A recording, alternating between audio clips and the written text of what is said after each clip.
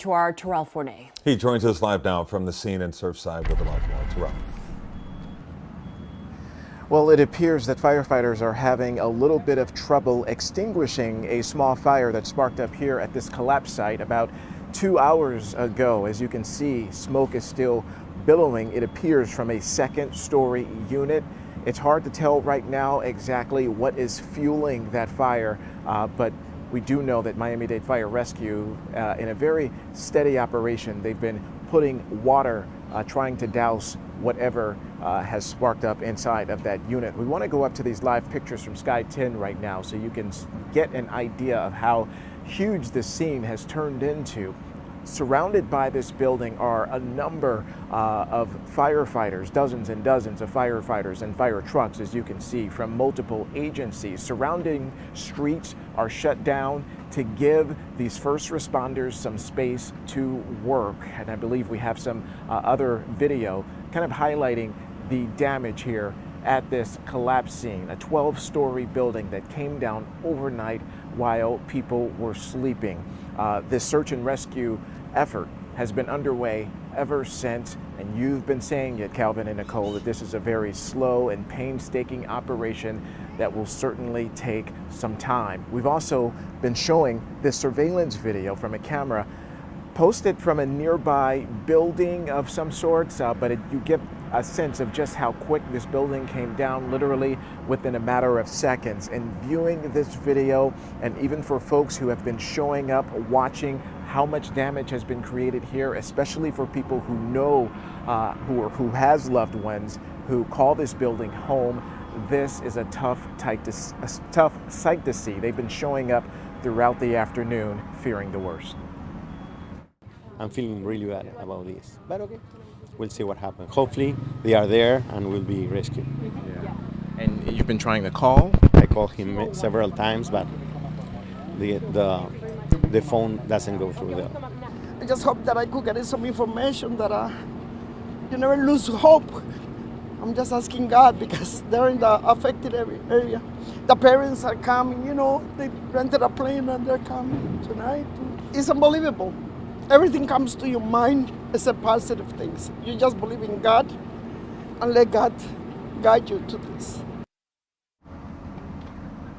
So she, like so many others, are really clinging to their faith. And as we look live at this building once again, I can tell you that that last woman is trying to reach her nephew, her nephew's wife, and their 3 small children who all call this building home. They've been unable to reach them, and in fact, other members of their family are now flying down from up north, from the New York area, just to be in this area. They are apparently going to the community center, and that's where they will gather to hold out hope, not knowing the fate of their loved ones. So many people in that situation.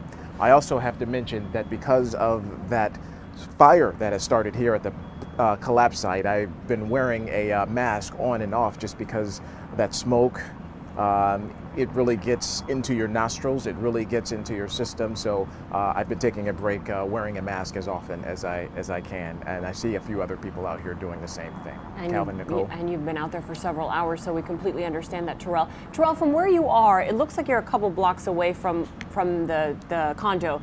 Have you seen, throughout the hours that you've been there, the dogs still out there, the drones? I know our last live shot to you, probably about an hour ago, we saw one of the drones. Are they still out there, rescue crews going through the rubble? What is it that you can see from where you are?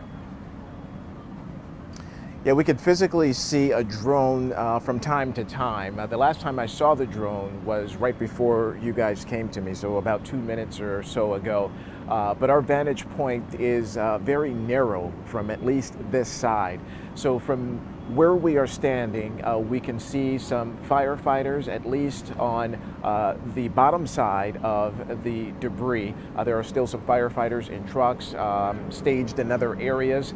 We see the drone in the air. But as far as anyone physically going in and pulling away the debris and the rebar, things of that nature, we have not physically seen that from our vantage point. But of course, we know that that process is ongoing. It's just not seen from where we are. But yes, we are about a block away What you're looking at right now is the area of 88th Street and Collins, and we are about a block west of that on a property at Harding Avenue and 88th Street. So we can certainly get a sense of this from time to time. We also hear the sirens because we imagine that more support for whatever they find or whatever the firefighters need gets called in. So we have seen some fire crews, even some ladders, racing in through these streets that are shut down to the normal driving public, trying to get to the urban search and rescue team and those other technical firefighters pulling off this